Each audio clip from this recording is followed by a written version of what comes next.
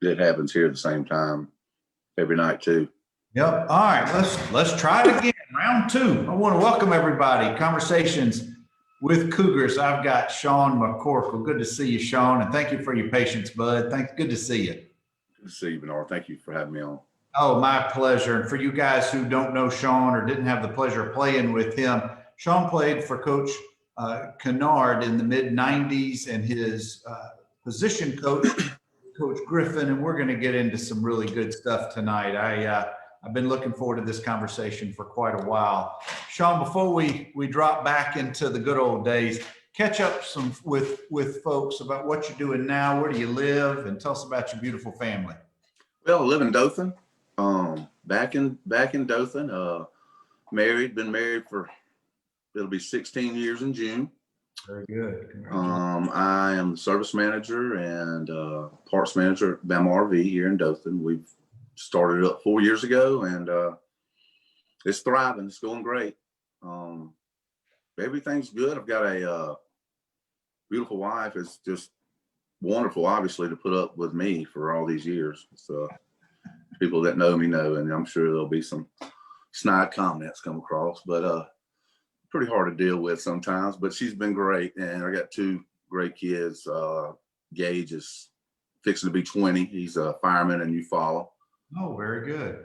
And my youngest son's Hayes, and he's a PlayStation guru like every other 14-year-old kid. Awesome. Pretty good little ball player. Man, it couldn't be better, to be honest with you. Very good. Now, where's your 14-year-old in school? He's at DPA right now, which is basically the middle school, at the old Dothan High School. Gotcha. Yeah.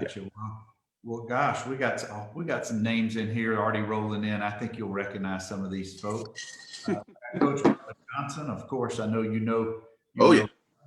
Jason Mullins, one of your former teammates. Yes, sir. Izell Reese is with us this evening. So good to see you guys. Thank you for stopping by for a few minutes. Awesome. Shawn, I know that after Northview, you ended up at Florida State playing baseball and football. We're going to get to that in a few minutes. But I want to talk about your middle school years and playing multiple sports. What was that like for you? Did you stop one sport and pick up the next one just when it was the time, or did you continue training with, say, baseball all year round and football just came in? Or talk to us a little bit about that. Well, as you know, it was different back then. You played sports during the seasons of the sports, which I still encourage. And I think 90% of college coaches encourage to do, because there's different muscles and things that you work out in other sports I played everything, everything that I could. Being at home was like the epitome of being closeted in and closed up, and I couldn't do it. Like, this is going to be very hard for me right now because I'm so animated all the time. So it's I played when it was baseball season. I played baseball. Football, I played football. Basketball, I played basketball. I even ran track. So I did everything I could to not have to go home, if that makes any sense. No, it absolutely does. It's just a different generation. Our childhoods were different than they are now, and it's not a criticism on now or then. It was just different. It just was. And you know, I've got a kid. Both of my boys, they tried football, and that didn't really. I'm not saying didn't like it, but it wasn't their cup of tea. So we have played sports, baseball, all year round. But you got to manage it. You got to only play a certain amount or do a certain amount of things. You can't just go full football, full baseball all year round, because it's not good for you. So we do workouts and things like that too, because you can't just be consistent with swinging a baseball bat, because you don't have any range of motion but one. That makes any sense. Well, did you have a favorite sport as a child, or was it the sport of what's happening now was your favorite at that moment? Yeah, I had a favorite sport. Baseball has always been my sport. I love it. I love the camaraderie in the clubhouse or in the locker room, before the games, after games. Football, I loved football. Don't get me wrong, I had a passion for it and a deep desire to injure folks, if that makes any sense. And I hate to say it that way, but I've always looked at football like the only time, I tell people all the time, like the only time in your life that you can legally kill someone and not get in trouble for it. I know that may sound terrible, but legal assault and battery. that's exactly right. Baseball was more of a chess match to me and a strategy, because it's a little bit more methodical, and it's funny because it's more of an individual sport with a huge team concept. So football was, I don't know, man, the physicality of football, though, it kind of, I didn't know how much I loved baseball until I got to college. We're going to put that on pause for just a minute. Where did you play rec league ball? Where did you play before you came into high school? All right, so and it ended up being the biggest blessing of all time. I grew up playing ball in Rehoboth, and I moved to Dothan in the 7th grade.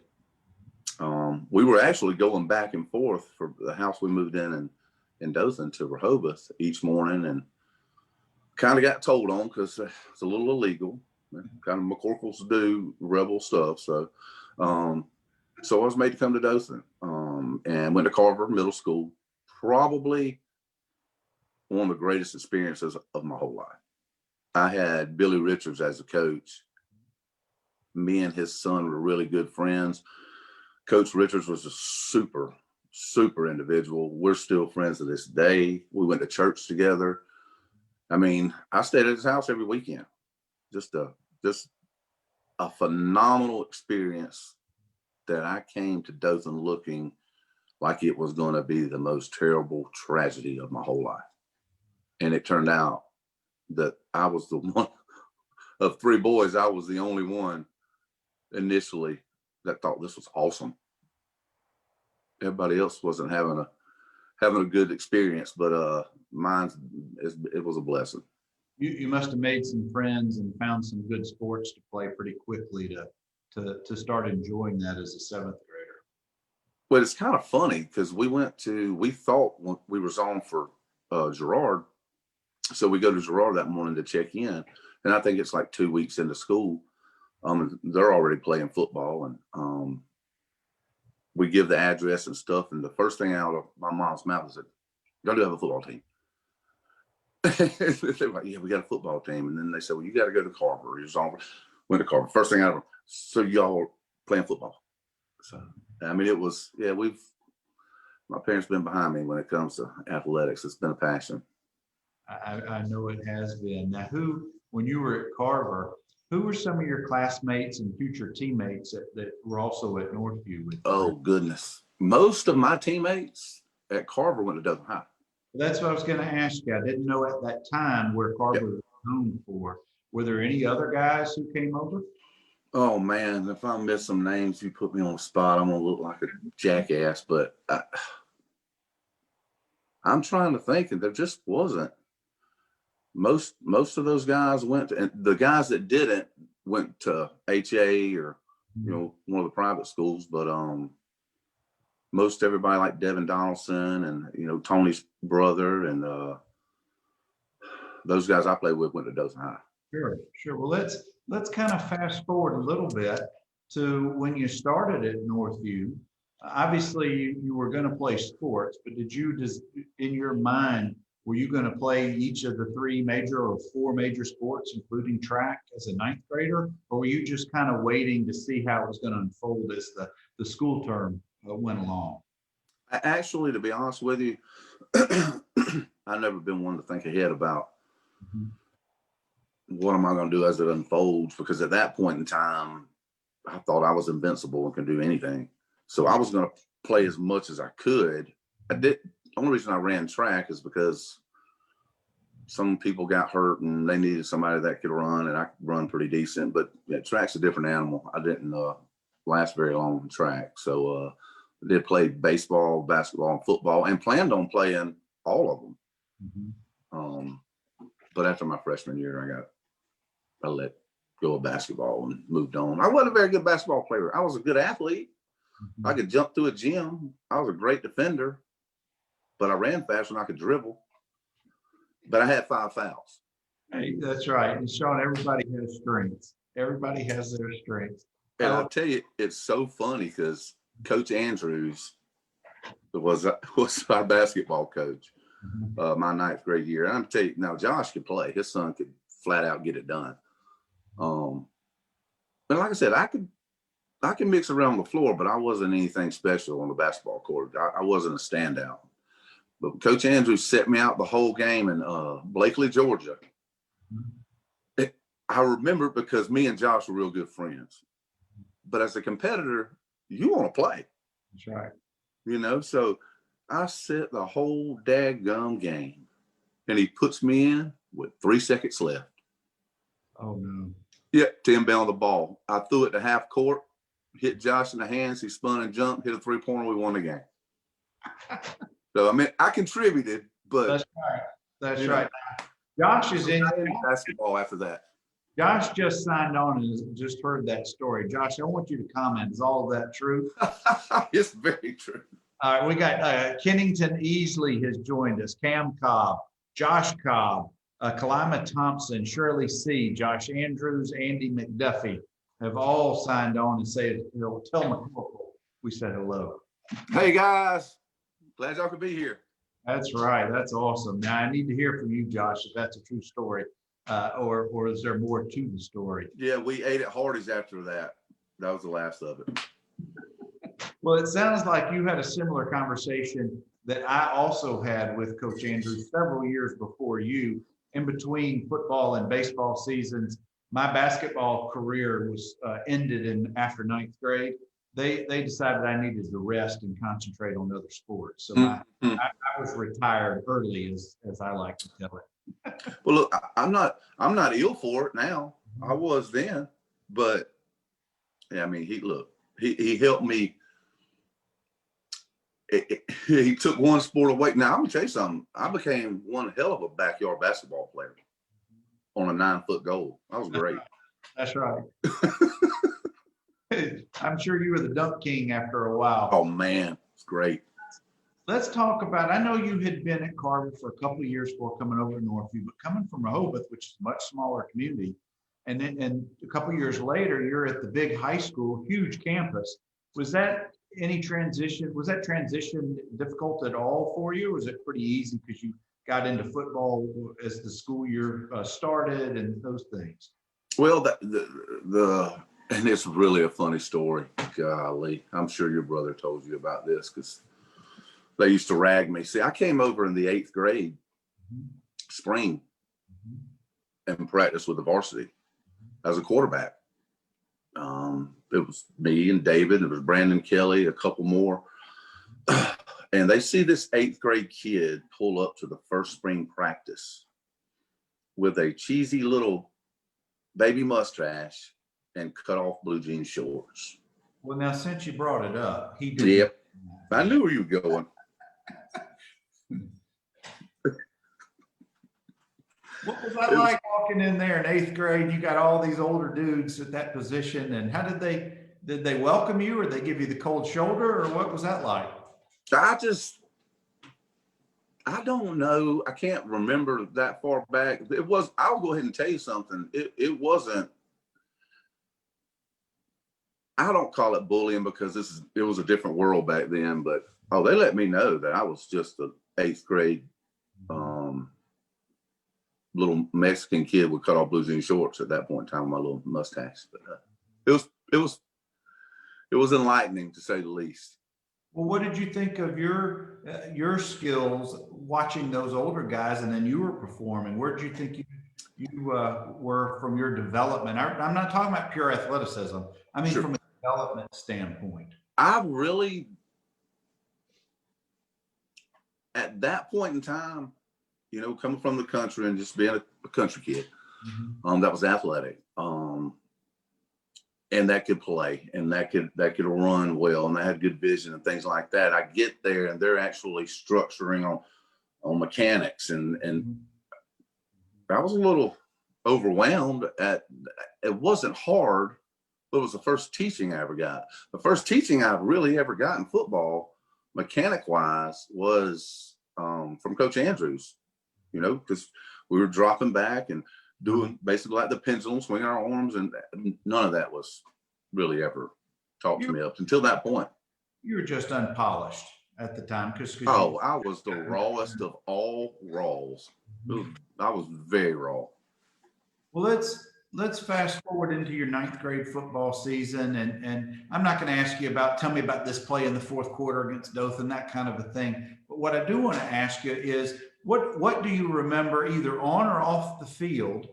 It could be in the classroom, it could be around campus, it could be in the weight room.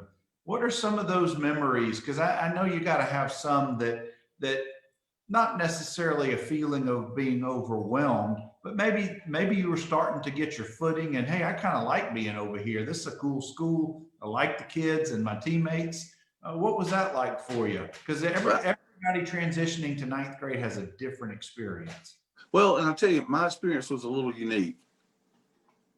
I was a ninth grader playing 6A football. Mm-hmm. That doesn't happen. And that's not saying that I'm any better than anybody else, but it's a huge accomplishment, but even a greater feat to undertake, if that makes any sense. The school part ended up being great because of coming over there and taking the ribbon from all the guys and having to deal with the name calling and this guy's this.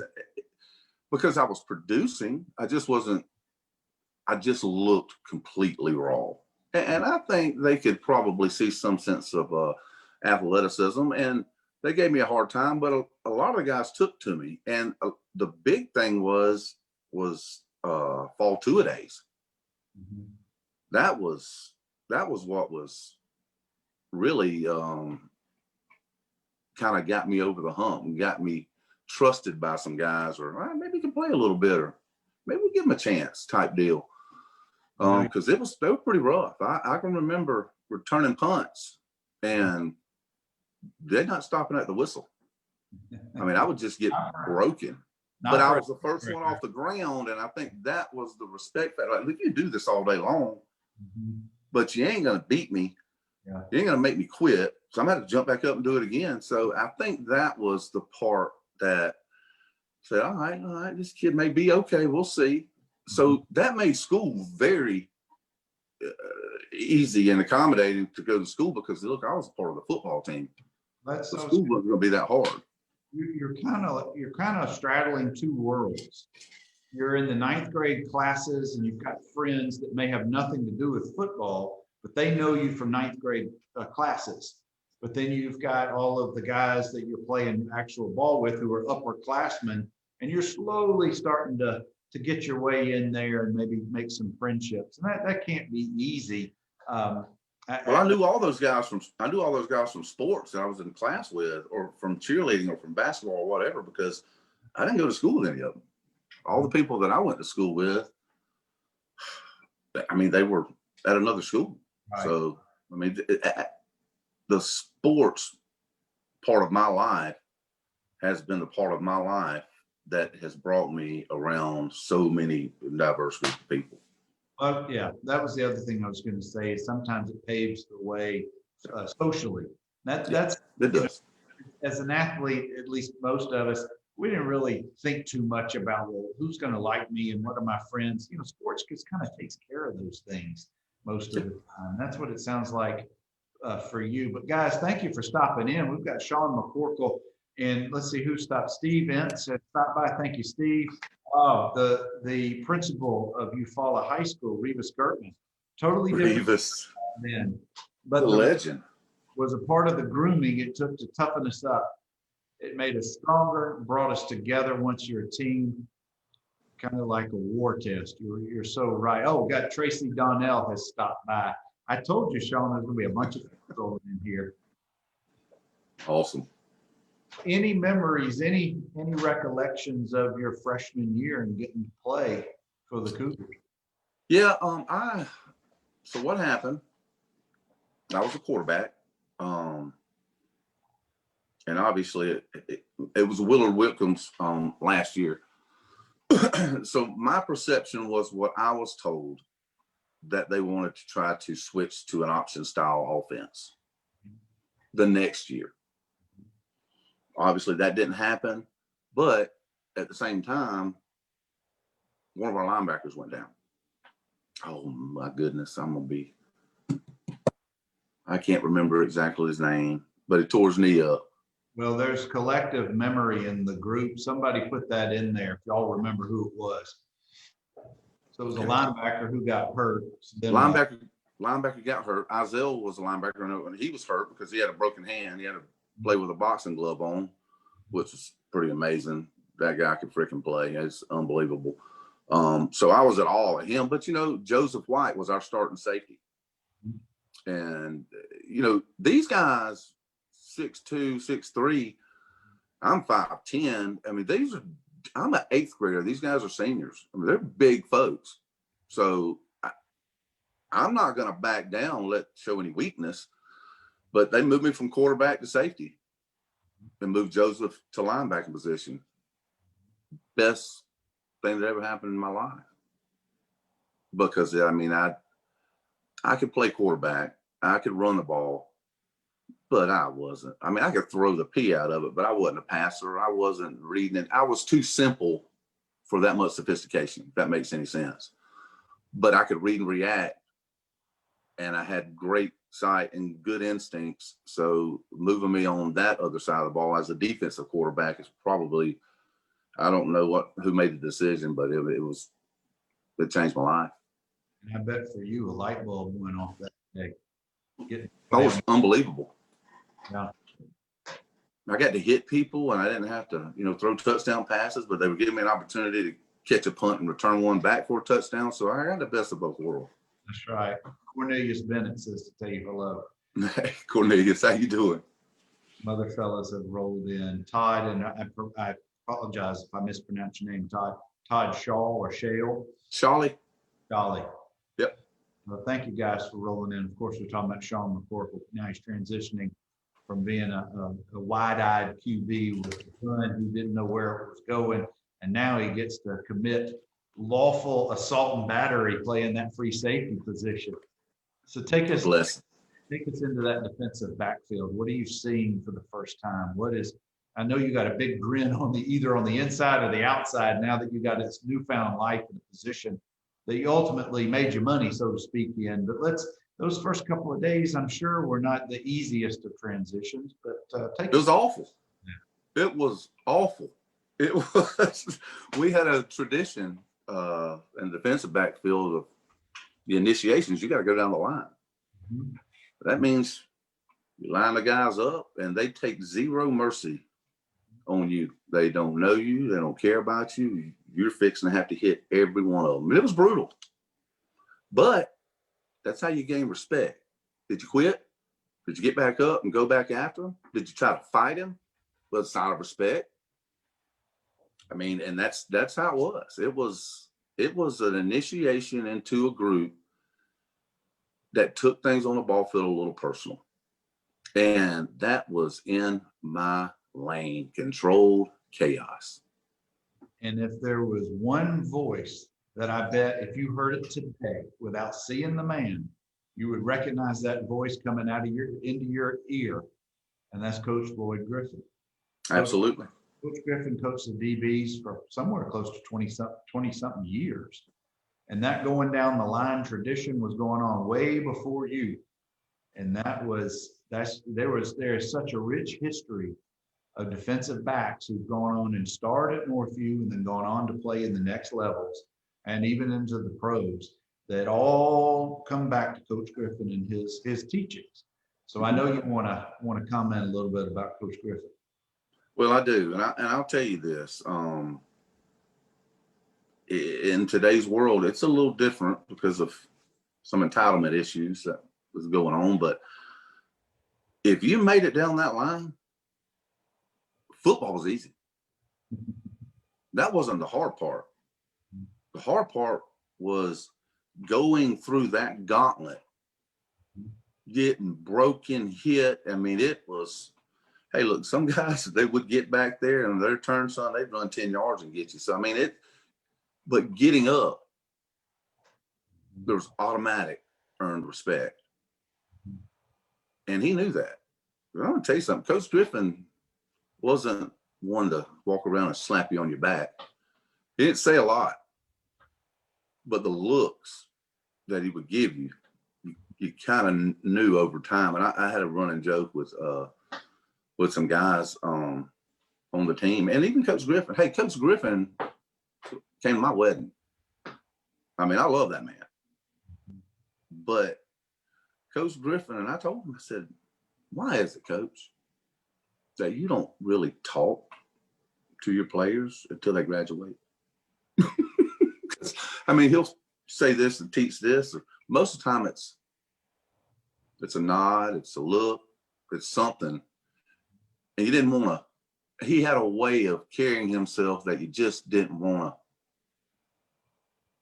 to let him down. If that makes any sense. Yeah. When you're one of his players, he's not your buddy. You're not his friend. But when after you graduate, you're a friend and buddy for life. I absolutely agree. And I hope all these other guys like Tracy Cantaloupe and all those guys, I'm pretty sure they've seen it, because I mean, it's kind of like today, you know, you get these kids and they're friends with their parents and they don't get the discipline they need. Well, he was all about the discipline and the hard work. Because I mean, we hit that little, what do they call it? Doggone it. The little yellow, what they used to call that thing over there. It had the 2 pads on it. And you used to use your flipper and hit it. But we hit it with no pads on. So, yeah, and it didn't matter there wasn't pads on that thing. Coach Griffin was.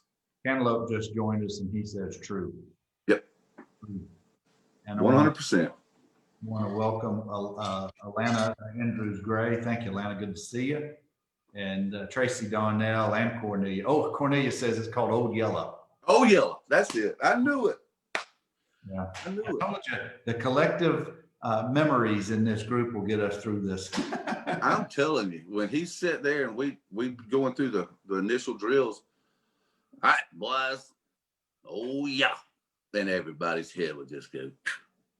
But maybe the seniors, maybe a couple seniors wouldn't, because they'd already been through it before. But when you're young and you haven't been through what we've been through for a couple years, it's pretty daunting. Because I'm telling you, I went through it for 4 years. So by the time I got to my junior year, I thought I laughed at everything we did, the facial expression of these young kids, because, I mean, they had no idea. You were a vet by then. You were a leader. Yeah, I was. I got treated like a rookie for a long time, though. Well, let's don't jump to your junior year, because I know you had an outstanding sophomore year. And I want to talk about I want to say this real quick, Bernard. I forgot to answer the question. There's a couple distinct memories my freshman year. We played Bainbridge, and Kirby Smart was defensive back on Bainbridge's team, and a good little ball player, to be honest with you. Yeah, David, he returned to say that he put him on the map. Oh, yeah. I think Kirby intercepted David maybe 3 times in the 2 years they played. Yeah, now that's funny. I don't remember that as much as I does. I bet he does. He returned a punt and about 70, 75 yards. And I ran him down on a 3-yard line. So that's a memory and a good one, because I mean, look what he's doing right now as a former defensive back and being able to be the head coach of really a powerhouse. But I intercepted a ball against Moultrie on homecoming. It's my first interception of my career in the 9th grade. And those older guys treated me like I was a dang king. And they may have not have, but that's how I felt. I mean, you got a little kid that came in here with cut off blue jean shorts and a little cheesy mustache. And we raked him over the coals and hit him late and did all this and tried to push him away. But I'd be dang if he didn't come up as a ninth grader and get a pick in a homecoming game. We won, I think, 10-0 or something like that. We didn't win many games that year, but we did win that one. But those older guys, Mullins, all those guys, they treated me like, I mean, congratulate me, but the way I felt from an 8th grader, and my mentality wasn't theirs as a senior. Sure. So, I mean, it meant the world to me, and it drove me. You don't want to lose that feeling once you get it. I was going to say it probably kept that inner fire going because you had some success early on. But sophomore year, if I remember correctly, is really what put you on the map. By the freshman year, you get playing time. You're starting to get a feel for the 6A game. And you're right, as a ninth grader, not many not many ninth graders move up and contribute and start and play a lot in 6A, regardless of where in the state. And you're coming into a team that is building. I know that you're junior year, and we'll get to that in just a minute, had an outstanding season, but it's heavy competition in 6A. It's not like you got many guys, if any, playing both sides of the ball like you do in 3 and 4A football. So you're able to hone your craft, if you will. Great choice of words. I was say the same thing. When did you get comfortable? Was it any time during the 9th grade year, or did it take into you next year? Or did you get comfortable playing that? Well, I got we played, I cannot remember who we played against in 9th grade. And Coach Wickham was livid with us. And we practiced on a Thursday night in full pads. Oh, wow. Yeah. And I'm telling you, it was so dark you couldn't see anything. We're playing Phoenix City the next night. And this is in 9th grade. And, you know, by this time, with all the roaring and you do this, all these things going on because we didn't play well. I mean, it's pitch black dark. And, you know, Northview had those little walking lights. Yeah. Couldn't see anything. We're up there by on the top side, away from the school, and you just couldn't see. And Kendrick Jernigan was playing fullback, and they ran a dive play, and I come around the end blitzing, and I did not see him from anything because I was going straight for the quarterback, and he hit me in the shoulder, separated my shoulder. So I played I ended up playing the next day in Phoenix City. It was rough. I remember making a tackle on the first kickoff. I run down there, and I think I surprised him. I got down there as quick as I did. I split him, and I hit the guy pretty well, but I came off my shoulder like this. Okay. And I remember the story. Keith Creel, buddy of mine, was a wide receiver, you know, with Andy Stuckey and Warren Reeves when David was quarterback his senior year. He said, "Shawn, are you okay? You okay?" Because, I mean, I was leaned over sideways. I was hurting. And he said, I looked at him and said, "Hey, did you hear my name on the intercom?" That's awesome. It was pretty good little story. That's awesome. But those are some of the highlights of my freshman year. So I didn't play the Dothan High game. After that, I was doing therapy and rehab, so I missed the last game. And I loved it. I loved it. So when I came in my sophomore year, I mean, I was more excited in my life than I've ever been about anything because I wasn't going to have to be asked to go play on the other side of that ball. So I could concentrate. Yeah. And that's when I dug in with Coach Griffin and really got, for lack of, well, I said for lack of, this is one of the things that I had a problem with when I was growing up younger, is that I was always a good athlete, but I didn't listen.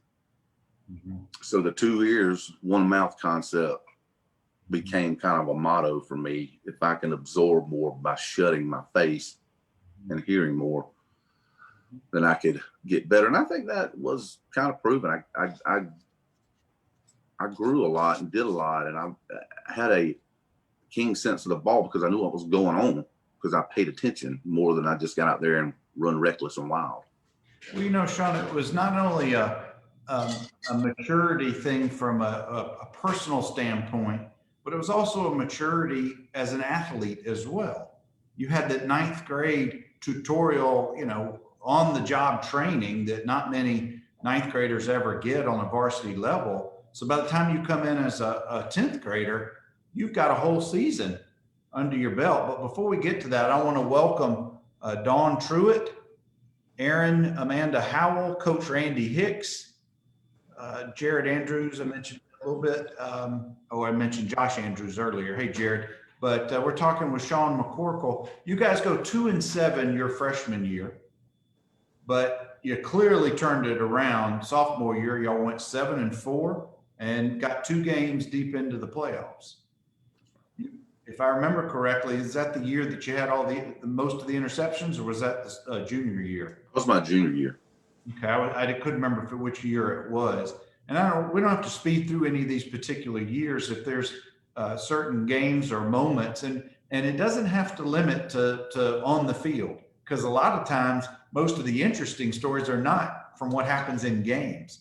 It's all that riding in the bus or in the clubhouse or in the locker room, or just being around campus on Fridays. Did y'all, was the tradition still you wore your jersey on Fridays and went to the pep rally?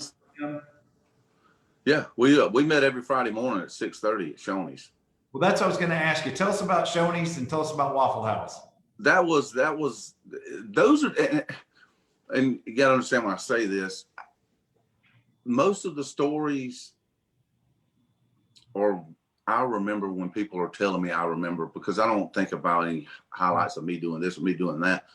It's the camaraderie of the guys. And we had a bond, especially going into building in my sophomore year and into my junior year. I mean, it hit at a different level. It could have been a completely different outcome. And I hate that part of it. But it started with ninth grade, riding with the older guys after the game on Friday night, going to Waffle House, sitting there eating. And you're not doing anything wrong, but the coaches come in. They did the same thing. Bubba was there. Coach Griffin was there. They were all there. They ate at the Waffle House. So it was a small town deal that you kind of see on TV on some of these movies nowadays. That's really how it was. Like, the whole town didn't shut down. I get that. But I want to tell you something. When I was in high school, there wasn't anywhere to sit. Mm-hmm. You talking about getting an athlete jacked. Mm-hmm. We had the pep rallies. It was unbelievable, the amount of craziness that went on at the pep rally. And it transitioned to the field. When we showed up and come out of the locker room after pregame, it was packed.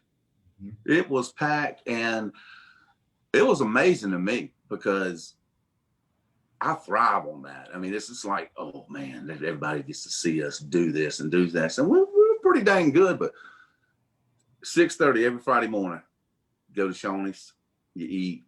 Everybody pulls up to school in a convoy, jumps out with their jerseys on, because all week you've battled and beaten each other, and now it's time to hold hands together, knowing that this afternoon somebody's fitting to get a taste of the disdain that we have.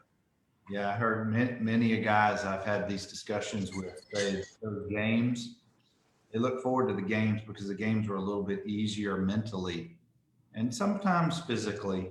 And not that there were any cupcakes on the schedules, but after beating up each other all week long, you were ready to go hit somebody else. You were ready to go play against somebody else and test yourself.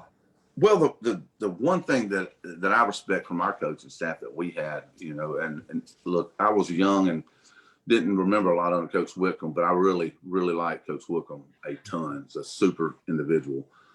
But with Kinard, Kelly Poole, our defensive coordinator, David Barron, we were prepared.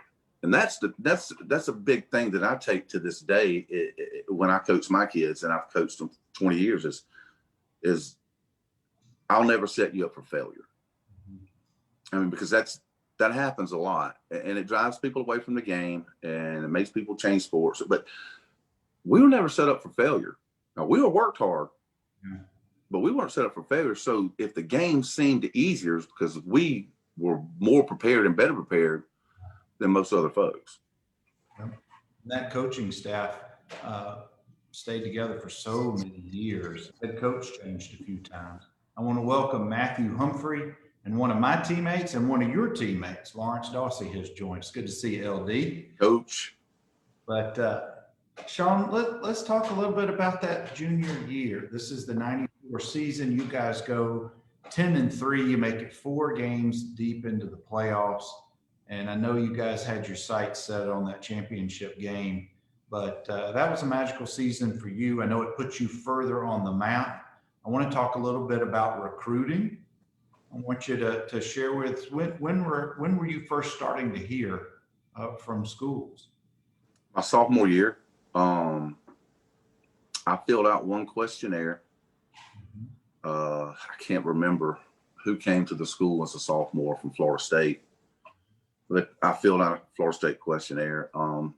I started receiving stuff my sophomore year, just from random schools. I mean, I knew nothing about this process at the time or anything that had anything to do with it till after my sophomore year. But I was so comfortable and set in with what we were doing defensively and the reads and watching film that we played with a swag like I couldn't have ever even imagined a year and a half before as a junior. They poured in from everywhere. And I don't know how that process works. I was inundated, obviously, by a lot of stuff, but it didn't affect me. I mean, it really did. I was honored by it. And I think that most athletes will tell you that it doesn't make you go out and say, hey, I got a letter to your classmates. But you kind of bore yourself in a different light because, look, now I may have an opportunity depending on what I do. So it drives you to be a little better and be a little bit more disciplined and go about your business in a different light, I think. At what point did you commit? Did you decide that Florida State was the school for you? My senior year. I made a decision. Matter of fact, I took a couple of guys to an Alabama football game. Watched Kevin Jackson play Arkansas. Talked to Kevin in the locker room afterwards. Talked to Coach Stallings afterwards, and they were on probation going into the 96 football season. And Jeff Rousey was linebackers coach. Talked to Stallings and all them. And everybody on the planet knew I wanted to play in Alabama. I mean, they just did. It was a given. But they were on probation, and Coach Rousey called me over and he said, look, I'm going to tell you the truth.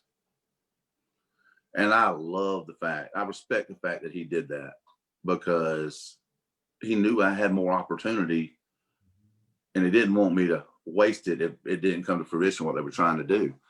So he told me, he said, look, we're getting 12 scholarships. We're signing a bunch of linemen. We just appealed and we're asking for 2 more scholarships. If we get 2, you have 1. If we don't get 2, you don't. He called me that Saturday night. I can't remember the date. By Saturday night, and said, Shawn, we appealed. We got 1. I'm sorry, but I felt it was my duty to call you and let you know, which I thought was stand up. But look, I wanted to play at Alabama, but I love Mick Andrews. And he played at Alabama, baseball and football. So my deal was this. Look, if I can't play at Alabama, I can play for the man who played at Alabama. So that was kind of easy decision. Plus, they were an hour and a half away. So, I mean, I wasn't too far from home. I was going to say that, and the school colors didn't change a whole lot. No. Well, Coach Andrews, me and him talked about that for years because he modeled our whole uniform system from Florida State. Him and Josh were big Florida State fans. I never knew, and I thought me and Josh talked about this at one of our reunions. I couldn't have told you that I would ever went to Florida State, even though we talked about Florida State all the time. I never even cared about Florida State, but Josh and Coach Andrews would all the time. So it was kind of cool. And so Bobby Bowden was still the coach at Florida State at that time. Who was your position coach? Mickey Andrews. Was Coach Andrews. And then on baseball, who was it? Coach Martin? Mike Martin. Mm-hmm. Mike Martin. And we'll get to that in just a minute. We've got a few more minutes. We're talking with Shawn McCorkel, and thank you guys for all the awesome comments and all the love for Shawn tonight. But Shawn, I want to take you to your junior year. You know, most of these guys will tell you, I'll talk all night. I don't have to have a time limit. Well, we and I could too, but I actually have another show after this. But let's talk about going into the playoffs your junior year. You have an outstanding regular season. You guys are just crushing it at the time. You're what, 10-2 or 9-2? No, 8-2, I think, at the end of the season, and you hit the playoffs. That can be a very exciting time. It can be a very nerve-wracking time, but it's also when the best meet the best. And good on good. That's right, good on good. And I guess I have to take you to that last game because I know that's a heartbreaker for everybody. But what do you recall about that playoff run? What do you recall about that Dothan game that year? Any of those? That time period? Well, my junior year, first off, I mean, we're on a high because we started off, we went to Bayonet and had a school record rushing yards, like 600 rushing yards, something remotely close to that. Anyways, I know it was 500. I can't remember. It was a lot. Broke a record. I remember distinctly because of a couple different things. I had 2 picks that game, and I missed 2. I'm talking about right through my hand, and I never miss a football. I mean, I prided myself on that. I missed 2 picks. So I get one, I miss 2, I get another one, and we come to the sideline. And Coach Griffin's looking at me. He's going, like, what? I just picked the ball off. He said, what happened to the other 2? And that was it. End of the conversation. Like, congratulations, but you still disappointed me. But it was like that. It was like that all the time with him. But, you know, you knew where you stood, and it was pretty awesome that he said that, and I still remember it. And then we have this huge game against Viger. You know, they're undefeated world beaters, and everybody's talking them up. And I can't remember who we played before. Didn't you go back to Mobile? Maybe Daphne? I could be wrong. No, not Daphne. Somebody in the comments, remind us who that is. I don't have access to the schedule in that time period. But playing Viger. No, Bayonet was my senior year. Bayonet came to Dothan? Came to Dothan because they had a quarterback that ran a lot of option, a lot of draw looks, and we had some trouble with him. Mm-hmm. I can't remember who it was, but it was a good little ball player. Did Viger have Cadillac Williams when y'all played him? Look, I'm so thankful we didn't have names on the back of our jerseys. But if you said go hit 20, I wouldn't hit 20. Right. You told me to hit 15, I was going to hit 15, and whoever was standing beside him. So I don't know exactly, but it quite possibly, I guess. Well, your junior year had such a heavy group of outstanding seniors 1 year older than you. That Absolutely. Really, y'all fell off your senior year. You went 4 and 5, but a lot of folks who followed the program really thought that your junior year was going to be the year, and you guys got really, really deep. Jared says Opelika, Bayonet, Viger, and then Anniston. I take his word for it. And do you remember that run? Do you remember the Anniston game at all? Oh yeah, I remember it vividly. Well, I want They you to. opened up the first play of the game, and some superstar guy that was about 6'6", I guess, had signed with Georgia, didn't come back into the game because they threw a pop pass and I leveled him. So he went bye-bye. But we kind of knew we were prepared. Now, I've always been prepared for the pop pass. That was like my favorite play for the offense to run because I get to come downhill and, do some damage. And obviously, I don't know that I would have made it out of the first quarter of any football game here recently because of limitations that you have on being able to hit folks. Targeting, yeah. I mean, because we were lethal back then, but it was. I always played with a disregard for my own welfare. If that makes any sense. Kind of reckless and a little over ambitious and intense. So, but I hit him. And he didn't come back into the game, and he was a big part of what they did. But there was one play that changed the outcome of the game. And I honestly think it was a defensive. And I'm not blaming on coaches or anything because obviously some of us should have been able to realize it. But they moved that little number 2 that could freaking fly to the inside slot receiver, 3 wide. Twins on the other side, and Tony Gabrielson was manned up against him, and he couldn't cover that guy. But we adjusted back. When they went to that formation, I covered the guy. He didn't do anything after that. But that one play, to me, ended up being the difference. And I went to the state championship game, and they absolutely demolished Vestavia Hills, and it just made me sick.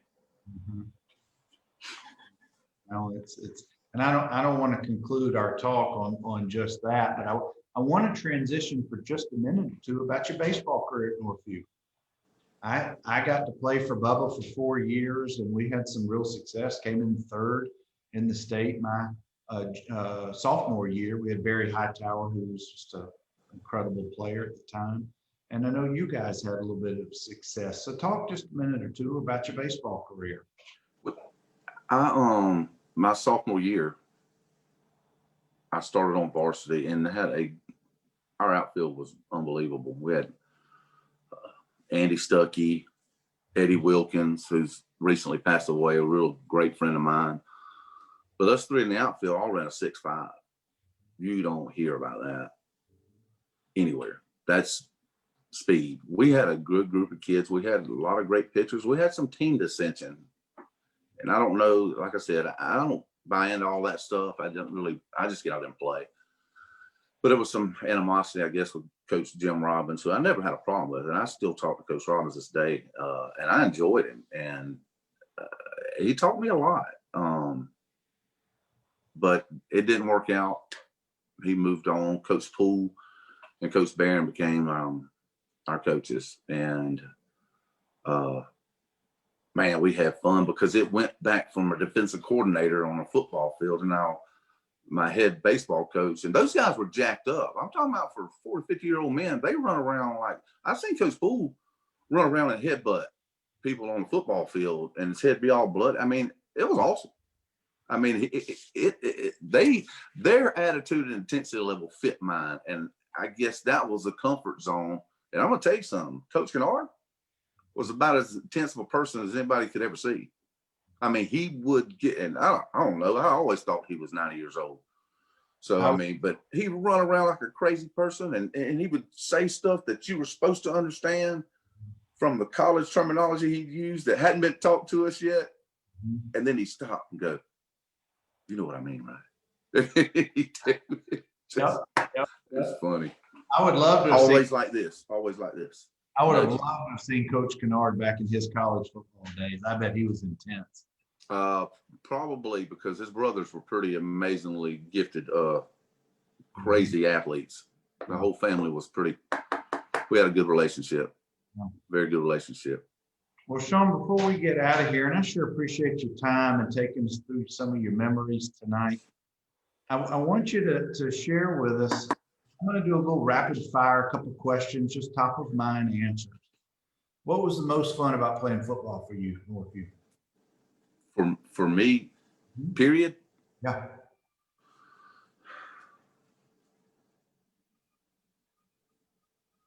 Outsmarting the guys on the other side that thought they were smarter than the guys on our side, because defenses are brute boys supposedly, but we bait you. We're not as dumb as you think we are, and we're superiorly athletic.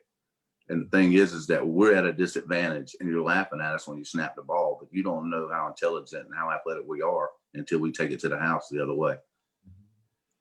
On the flip side, what did you like the least about playing football at Northview? There was nothing I didn't like at Northview. It was like being at my house.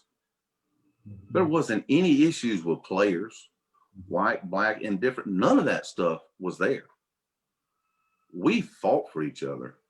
We cared for each other. And we took it personal that you were trying to beat us because we thought we were the best. And we got on the field and we played with a moxie and a never quit attitude. And I think I haven't talked to a lot of guys in a lot of years, but I would think they'd carry that on in their lives. I sure do. How many days a week did you eat rectangle pizza and lemonade at lunch? Hey, rectangle pizza, and they had the fries over in high school. So it was, That's right. It was great. Hey, you know what? I still eat rectangle pizza about 3 days a week because they sell it at the Shell station right up here by my house, and it's pretty dang good. Now, do they have the yellow or the pink lemonade? It's the yellow lemonade. That's funny. That's funny. Last question for you. If there was one memory that you haven't, maybe you have, shared with your boys that you would hope they would have gotten to experience at some point in high school. I know you have a 20-year-old, but you also got a 14-year-old. What is it about the high school experience, just overall, that you hope that they both got to experience, that's something that you got to experience? Well, I can tell you this. I've coached my kids since they were 4 years old, but I coached them with the same passion and desire that I still feel. And I've never let them play down. I've always let them understand this is why we do this. This may not be easy. You're going to have to listen because I'm doing this. And my kids could tell you verbatim over the years. The reason I am this way is because I don't want you to feel how I've felt before, because it doesn't feel good. And it's okay to fail, but I know the feeling of a 14-year-old kid playing in a state championship game in Montgomery, Alabama in baseball, and you get beat with a band of brothers 3-2 in the last inning and with 2 outs on a full count. I felt terrible. So I've coached them that way. And when my boys, when my oldest Gage was 13 and 14, I coached his collective group in the same manner. We won 2 state championships, Dixie boys, and went to 2 World Series, came in 3rd in the World Series both times. But what I was really proud of is all those kids went to their respective schools and they took that same mentality. I know that because of one, I know the kids, and 2, the parents are telling me how their kids are affected by those different attitudes. So that means a lot to me. And we had the opportunity to go in front of the city commission and the mayor and everybody and display them and let them know that it's never been back-to-back state champions at 13, 14-year-old Dixie boys ball in Dothan, Alabama. So it's kind of giving them a little nudge going, into their high school careers, because a lot of them are going to be separated, not be able to play together. So it was kind of awesome being able to take my failures when I was 14 and help deliver them some good stuff as they separate and go to different high schools together separate from each other. Oh, thank you for sharing those life lessons, my friend. That's good stuff right there. And I know you're a proud dad, and you as you should be. But thank you for spending some time with us tonight as well. Anytime, Bernard. Thank you for having me, and thanks for everybody coming on, and go Cougars. Well, thank you guys for all the love. There's so many. I couldn't even get to all the comments and the people. Shawn, you'll have to go back and look at all the notes in here and maybe comment some. But guys, thank you as always. Every Wednesday night, Conversations with Cougars. Y'all have a good week. Catch you next week. Thank you, guys.